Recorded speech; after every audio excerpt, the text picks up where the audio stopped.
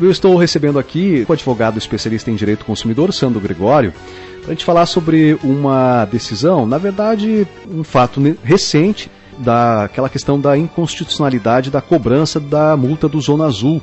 Essa inconstitucionalidade ela já havia sido reconhecida pela turma do 5º Tribunal de Justiça do Paraná. O Zona Azul recorreu contra a decisão do Supremo Tribunal de Justiça e também o Supremo Tribunal Federal, e agora, pelo que o Dr. Sandro me explicava aqui, o Conselho Estadual de Trânsito reconheceu essa decisão. Doutor, é este o fato novo, o reconhecimento deste órgão de trânsito? Bom dia, seja bem-vindo, prazer em recebê-lo. Bom dia, Rodrigo Melo, bom dia a todos os ouvintes da Rádio Bianca, um grande prazer estar aqui com vocês aqui mais uma vez.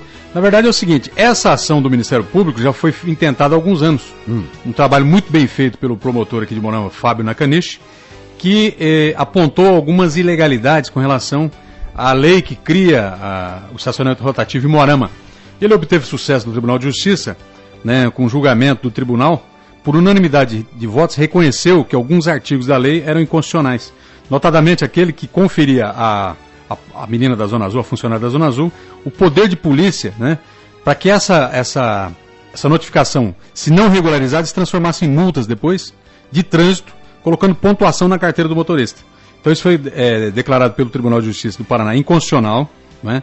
E aí as pessoas vinham recorrendo, fazendo recursos e tal, com base nisso, e até por não ter transitado em julgado ainda esse julgado do TJ Paraná, não eram reconhecidos. E a novidade agora é que o Conselho Estadual de Trânsito, com base nesse julgamento do TJ, considerou inconstitucional e anulou 12 pontos no prontuário da carteira do motorista aqui de Moarama. Não transitou em julgado a decisão do TJ, então é isso? Eu acredito que eles ainda continuam recorrendo, porque senão ela já teria sido aplicada. O próprio município já tinha cancelado esse sistema de convênio de multas. Haveria uma notificação. Com relação, exato, à Zona Azul, né? Então continuam se aplicando as sanções para aqueles que não fazem a regularização da notificação, que depois que você deixa o cartão vencido, aí é feito e não pago, não regularizado aqueles R$16, transforma numa multa, que eu acredito que agora é de 5 pontos na carteira. Né? Então, essa questão é nula, não pode gerar qualquer tipo de sanção para o motorista, mas vem penalizando bravamente que os municípios, os motoristas de Moarama, alguns perdendo carteira, outros sendo encaminhados para reciclagem por conta disso. Eu particularmente acredito que essa questão de estacionamento rotativo não é infração de trânsito. Na verdade deveria ser revogado a parte do Código de Trânsito que fala que isso é infração de trânsito. Então as pessoas querem fazer uma cobrança obrigatória e forçar o motorista realmente a pagar aqueles R$16, mas querem fazer de uma forma ilegal, que como? Colocando pontos na carteira, quando na verdade deveria fazer uma cobrança administrativa, até com inclusão no próprio Serasa, né, de quem não pagasse, mas jamais ter aquilo como uma infração de trânsito, porque de fato não é. Quando você atinge os 20 pontos na carteira, o Detran te manda uma notificação, dizendo que foi instaurado um processo administrativo, né, de suspensão do direito de dirigir, e te dá um prazo para você fazer um recurso junto ao Detran, né, o chamado princípio do contraditório da ampla defesa, que é um direito constitucional de todo cidadão, é de se defender, né, não ter nenhuma condenação sem direito à defesa, porque aí é absolutamente nulo também. Então ele manda uma correspondência para você dizendo, ó, você atingiu os 20 pontos e você pode se defender junto ao Detran no prazo tal. Aí ele fez essa defesa, ela foi negada, aí fez uma defesa para a Junta de Recursos Administrativos, foi negada, aí em terceira instância, que seria o Conselho Estadual de Trânsito do Paraná, validou. Aí ele deferiu, né, jogou provido esse recurso e tirou toda aquela pontuação da carteira do motorista que tirou ele na iminência de fazer a reciclagem. Muitas pessoas, depois de perderem todas as instâncias administrativas, acabam indo para o judiciário, para evitar de fazer a reciclagem. Hoje, praticamente, é 6 meses sem dirigir, né? Quem tiver suspensão. Isso é fazer reciclagem, tudo isso. Exatamente. Né? Se o cara matar no trânsito, talvez tenha uma penalidade menor do que cometer 4 infrações o estacionamento rotativo, estacionamento regulamentado. Isso gera uma jurisprudência para casos novos? Por exemplo, eu tive lá problemas, eu posso ingressar da mesma forma? Olha, eles não estão obrigados a seguir essa orientação, mas com certeza amplia, né, ilimitadamente os direitos do usuário, enfim, do consumidor, de buscar o cancelamento desses pontos, porque é uma decisão inovatória, uma decisão nova, né, que foi reconhecido por um órgão importante, ainda administrativo, que tirou, né, essa pontuação da carteira. Com certeza, todos os motoristas que estiverem na mesma situação pode se socorrer, sim, dessa decisão, que é muito importante. Doutor, mas aí o motorista vai ter um processo, um procedimento. Isso é muito custoso para ele?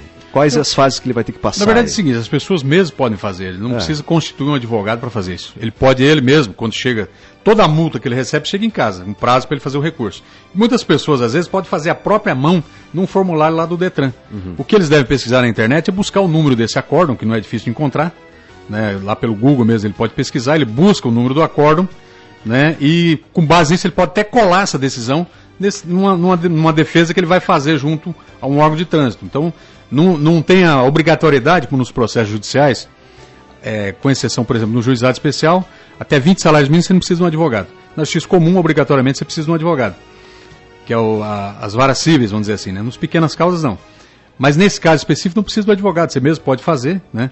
Pode se orientar com um amigo, enfim, e tirar as informações, fazer, aí exercer seu direito à defesa. Acho que é super importante que as pessoas façam mesmo, né? E não sejam penalizadas por um ato que é considerado nulo por uma instância tão importante da nossa justiça, que é de segundo grau, que é o Tribunal de Justiça. Quando há multas, o Zona Azul daí teria que devolver, além de anular os pontos na carteira, devolve o dinheiro também? Olha, se aquele ato foi considerado nulo posteriormente pelo órgão de trânsito, como, por exemplo, pelo Conselho Estadual do Trânsito, automaticamente anulou os pontos. Com certeza o recurso que foi pago, o dinheiro que foi pago, e muitas vezes as pessoas pagam, porque eles continuam recorrendo apenas dos pontos. Mas o simples fato de pagar não quer dizer que ele está reconhecendo, né, a culpabilidade. Ele está pagando para obter aquele desconto de 20% na segunda fase. Porque primeiro você feita uma notificação, né, para a defesa prévia. Quando vem a defesa prévia negada, eles já mandam o boleto para você pagar com 20%. Então as pessoas acabam pagando. Mas se eventualmente for esse recurso for reconhecido lá na frente como válido e nula aquele ato que gerou os pontos e a questão da multa, com certeza deve fazer um protocolo administrativo no Detran e buscar a devolução desses valores, né? A empresa pode ser obrigada a devolver, então. Na verdade, não é nem empresa, eu acredito que vai para o Estado, né? O Estado, o Detran Paraná, que ele recolhe esse valor, porque é uma infração de trânsito, não vai para a empresa, porque é da atividade privada, né? O senhor falava da necessidade desse acórdão do TJ. Se a empresa perder os recursos que estão correndo no Supremo Tribunal Federal e no Tribunal de Justiça, essa decisão, o que nós podemos ter aí? Olha, vai ter um complicador muito grande, vai depender como é que vai vir essa decisão. Se a decisão retroagir, que o ato é nulo, desde a promulgação da lei, lá atrás, eventualmente os motoristas que tiveram prejuízo aí vão se socorrer, né, dos órgãos do judiciário para buscar uma reparação com relação a isso. Porque muitas pessoas tiveram que, além de dispor de recursos, muitas pessoas tiveram que fazer reciclagem, que é um processo muito complicado, trabalhoso, né? Exige muito, praticamente num final de semana, de manhã, à tarde, à noite, você tem que ficar ali, por um ato que era nulo. Então, eventualmente, essas pessoas vão buscar reparação por esses prejuízos que obtiveram. Agora vai precisar saber como é que vai desenrolar o final desse recurso. Se ele vai ter vigência a partir, né, da decisão do órgão superior de terceira instância, que foi lá se é que ainda tem recurso em andamento, que eu não tenho essa informação, ou se vai valer desde a data em que a lei foi promulgada. E todos aqueles consumidores que foram atingidos por esse ato nulo vão com certeza buscar algum tipo de reparação, né? A decisão do Tribunal de Justiça do Paraná é de quando? 2014, 2015? Eu não me recordo agora a data, mas já tem um tempo já essa decisão. Eu acredito que já tinha que ter tido uma decisão, mesmo administrativa dos órgãos, por exemplo, a Prefeitura Municipal, no sentido de não fazer mais com que isso se transformasse em multa, porque isso penaliza muito o usuário local, né? Muitas pessoas falam, porque não colocou o cartão, ou porque deixou o cartão vencer, ou porque efetivamente não regularizou os R$16, que agora é R$16 por caso de carro, por exemplo. Mas efetivamente, se o ato é nulo, não tem que se discutir sobre isso, né? E ele já tem uma decisão do tribunal dizendo que aquilo é inconstitucional. Tudo que é inconstitucional no Brasil nasce morto, né? Então, efetivamente, as pessoas não podem pagar por alguma coisa que é nula e que não produz qualquer resultado. O senhor acha que, então, o Poder Público deveria já rever essa questão da Zona Azul? Já deveria ver a questão da Zona Azul para que as pessoas não sofram mais, são os munícipes, né? E se a Zona Azul tem uma dificuldade para receber o valor, que as pessoas não vão regularizar, essa é a tese, né? Mas efetivamente tem meios para isso. Pode ingressar com ações judiciais, pode socorrer dos órgãos de proteção ao crédito, para negativar quem não pagar, por exemplo, né? E a pessoa que se sentir lesada que vai procurar a justiça para desconstituir daí essa notificação. E tem casos, Rodrigo, de motoqueiros que diz que o papelzinho desaparece. Tem casos, eu vejo comumente na internet, que as pessoas acham na rua aquela notificação, quer dizer, ele sai do para-brisa do veículo e vai para a rua, e muita gente coloca na internet, diz, o seu carro, se você é o dono dessa placa de carro, procure porque você está com uma multa. Então, não existe um meio seguro do consumidor, do usuário, ser notificado dessa situação. Então, muitas vezes, ele paga sem ao mesmo ter conhecimento que foi aplicada aquela sanção. Porque talvez, por exemplo, se fosse na casa dele, no endereço, seria mais... seria o correto, né? Exatamente. E aliado a tudo isso, de que você tem um número insuficiente, uma grande área de abrangência dessa empresa, da Zona Azul. Isso aí é fato, a gente pode verificar.